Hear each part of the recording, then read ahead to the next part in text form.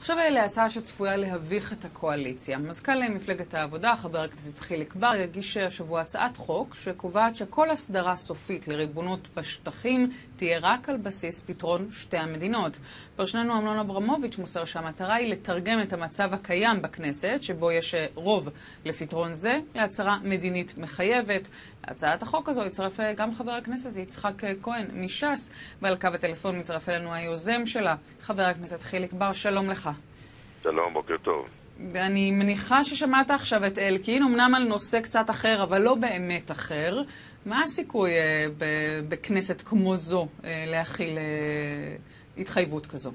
תראי, קודם כל תלוי מהי הנחת העבודה. הנחת העבודה שאתם הנחתם היא שזה כדי להביך את הקואליציה, ואני אומר לך לא אמרנו שזה כדאי, אמרנו שזה כנראה יביך אותה, לא אמרנו שזו המטרה שלה. אבל המטרה היא בדיוק הפוכה.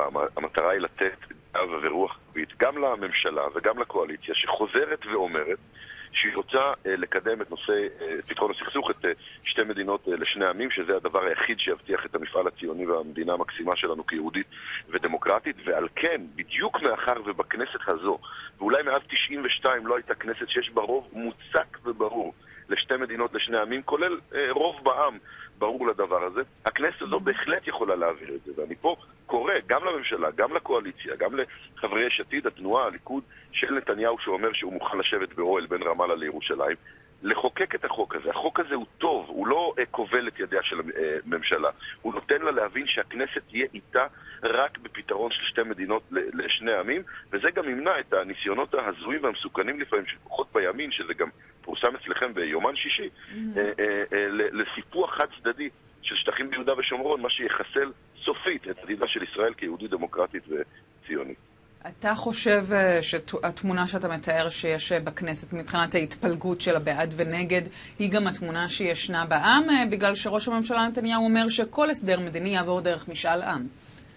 זה שהוא אומר שזה יעבור דרך משאל עם זה דבר אחר, אבל עד שכחי שבכל סקר אפשרי שעשו טובי הסוקרים, עד כה לפחות, מה שאני קראתי, יש רוב בעם ותמיכה לשלום על בסיס של שתי מדינות. אני לא ראיתי סקר אחד של אף סוקר, של אף חברה, של אף ערוץ תקשורת, שבו אין בעם רוב של תמיכה לפתרון של שתי מדינות. עכשיו תביני את האבסורד. האבסורד הוא שיש רוב ברור בעם לשתי מדינות, יש רוב ברור בכנסת לשתי מדינות, ובגלל שהקואליציה והממשלה מוחזקת כבת ערובה בידי גורמים הזויים קיצוניים, גם בימין בתוך הליכוד, וגם על ידי נפתלי בנט שאומר חזור ואמור שעל גופתו תהיה מדינה פלסטינית ושהיא כמו קוץ בתחת בהשבנה של ישראל, אז בדיוק בגלל זה לא מיישמים גם את הרצון והרוב בעם וגם את הרצון והרוב בכנסת לקדם את פתרון שתי המדינות.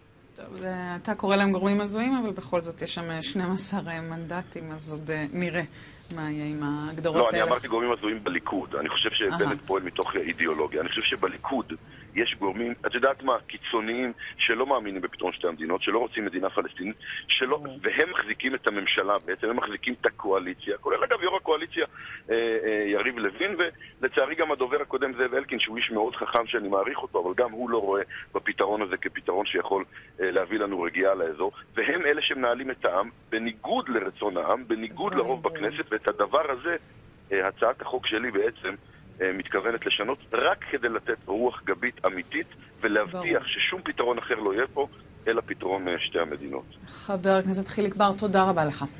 תודה לכם.